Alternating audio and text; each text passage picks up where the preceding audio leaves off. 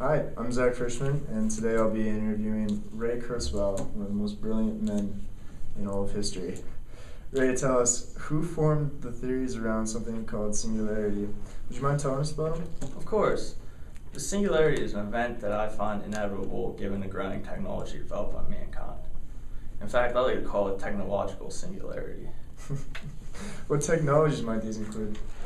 Well, these technologies will range from nanotechnology to genetics to robotics.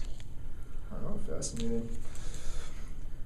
Artificial intelligence or artificially enhanced humans, though one of the three branches will soon become the dominant species of the source. Is this an apocalyptic prediction as far as human life goes?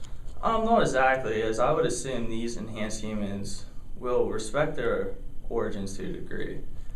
It will simply be a symbolization of a new type of human to our mindsets. Well, that's a relief. Do you have a time frame for when these technological singularity may occur? Not exactly, as it may not be confined to a single moment. It could really be considered anywhere from the birth of the first genetically robotically enhanced human to the death of the last unaltered human. However, the time frame for this moment is fast approaching given how quickly technology is advancing. So, as artificial intelligence develops, one usually assumes virtual reality will follow. Have you made any predictions regarding VR? Actually, I have. As humanity develops, or one could say evolves, we will branch out to the far reaches of the inhabitable universe and populate as many planets or space station type dwellings as possible. Simultaneously, we will begin to develop virtual worlds and computer programs we develop. Interesting. Now, you've just used the words evolution. Do you have any ideas as to how this evolution and conquering the worlds will pan out? I suppose it will take place in three essential stages. First, technology as we know it will become rather flawless and begin to establish a base from which to improve. Second, from this point, technology will branch out rapidly. Last, technology will have no way to improve and therefore plateau to the point of perfect usefulness. Sounds incredible, Ray. Thanks for kicking off our discussion. Now for our next guest, something that Ray himself may have predicted, a real-life specimen, so-called mind-scanned Jake. Thanks for coming, Jake. Thanks for having me, Zach. Not everyone is willing to have their mind scanned and preserved after death. Could you tell us your thoughts leading up to this process? Certainly. As I was raised with a unique condition, I was constantly looking for a way to improve my situation. I researched the process thoroughly and approved. After some hesitation, I decided that since I could afford it, it was the right thing to do. And do you feel that you've made the right decision? Absolutely. As I constantly feared death under my condition before the process, I now have confidence I never had before, and it's surely one of the greatest feats of technology and has allowed me to carry on my life as I please. So, would you recommend the process to the viewers? I'd say it's one of mankind's greatest achievements. For those who are considering the process and can afford it, I certainly urge them to undertake it. To all else, I wish they have the freedom to choose so if they someday want to. Now, many suppose that your life is not quite the same as ours, that you're no longer human. What would you say to these people?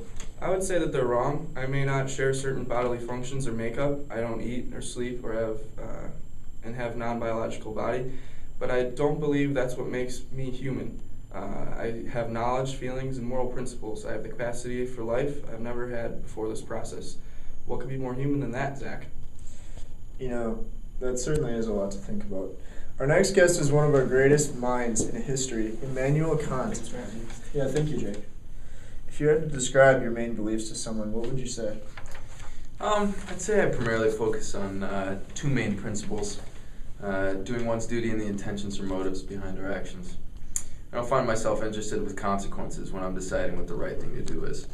Inherently, I know the value of moral principles, such as telling the truth, keeping one's promises.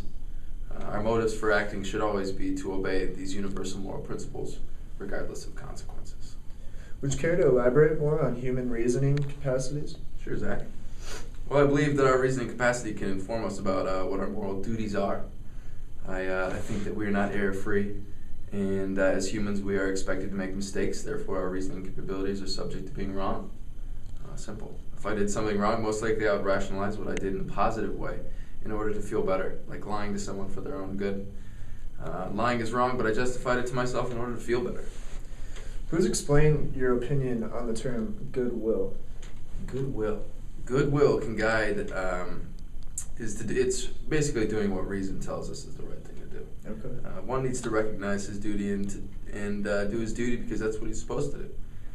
To act good is to act without any ulterior motives. You're acting just because you know what's the right or good thing to do. Sometimes doing a good thing can cause negative consequences. Therefore, people sometimes don't. How does one come to know what one's duty is? I think that people know universally what the right thing to do. It's inherently built in us, but some people lose this due to looking at consequences. One should do what the right thing is just because we know it's the right thing to do and not think about the positive or negative consequences. Rational people know what the right thing to do is, and then they do for that sole reason. No ulterior motives are involved. Do you think our verbal promises are strong enough in today's society, or would you want written contracts instead?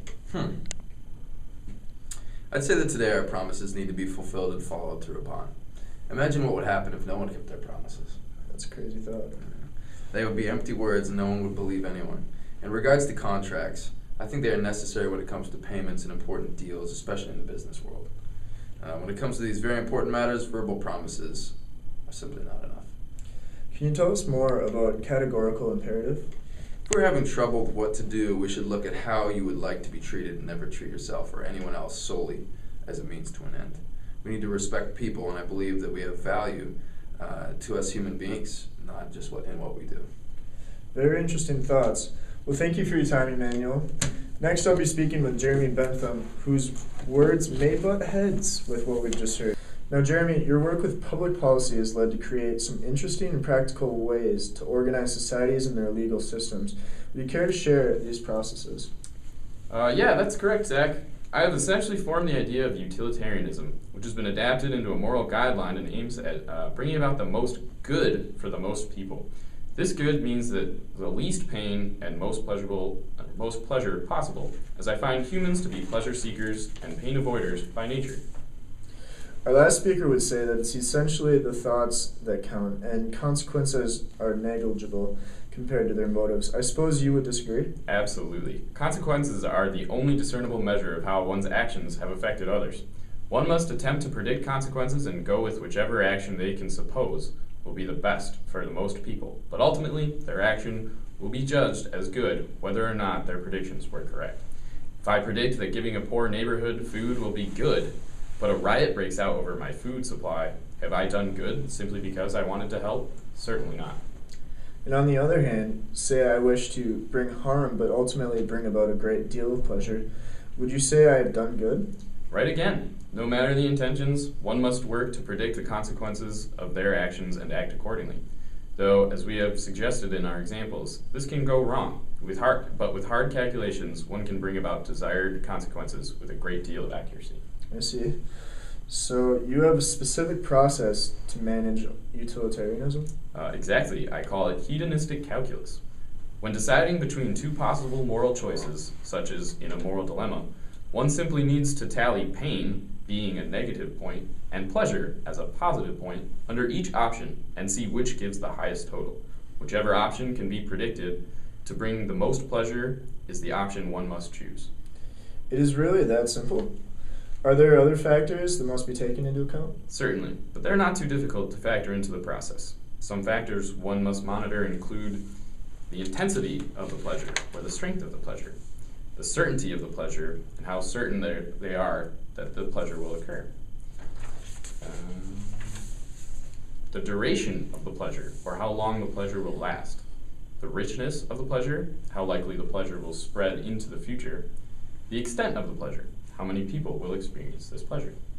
Remoteness, how soon the pleasure will take effect. And purity, how little pain will accompany the pleasure. I call these the 7 qualitative factors, and each affect how many points are allotted to consequences under the hedonistic calculus process. Well, that is quite the process. Thank you for your explanation, Jeremy. Our final guest is Cyril. Welcome, John. It's a pleasure. Thank you. John, you deal with human thought. What have you found in your studies? Well, I've held to the idea that the world is in fact a real existing place. It can be studied and observed, leading me to believe that it is not mere a movie playing in our minds. It has physical properties outside of our minds' perceptions. That's reassuring. What kind of theories have you dealt with to help you with these ideas? Well, the conflict between the Enlightenment vision and the postmodern movement was one I had to deal with. The Enlightenment says that there is an independent existing reality, and the postmodern view challenges this, saying that reality is essentially a social construct. And you said with these enlightened movement. I have cited, correct. They seek to distribute rationality, truth, and knowledge instead of hoarding it, as postmodernists would. Now, what would these theories say in regards to artificial intelligence? Artificial intelligence is inevitable, but it will never duplicate the processes and constructs of the human brain. The way we think of computers today never allow for this duplication. What is your argument here? I mean, it's possible computers could copy our mental process, isn't it? Well, I developed the Chinese room, quote-unquote, argument to just demonstrate my argument here.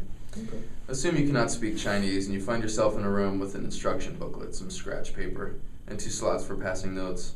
Someone passes a note, and you follow the instructions in the booklet to copy Chinese characters onto a piece of scratch paper. You pass this paper through the slot, and a logical conclusion from the person on the other side would be that the room speaks Chinese. However, neither you nor the room speaks or understands Chinese, much in the way a computer does not understand Chinese or any other language for that matter. The ability to translate is not the ability to understand, per se. Thus, a computer cannot develop a consciousness, no matter how it may appear to the observer. Well, that makes perfect sense. Your take on rationality is also a breakthrough. Care to explain? Of course. Rationality has always been thought of as a train track, something you are either riding with or not. It has been seen as a set of rules. Yet reasons never force one to act, but merely cause will to act. There will always be a gap between our reasons and our actions for this reason. Our actions do not always result from desire or reason, but our rational deliberation involves adjusting our patterns of desire. This is contrary to the old ways of thinking. Certainly thought-provoking. I'd like to thank each of our guests for their time and thank our viewers. Good night and good luck.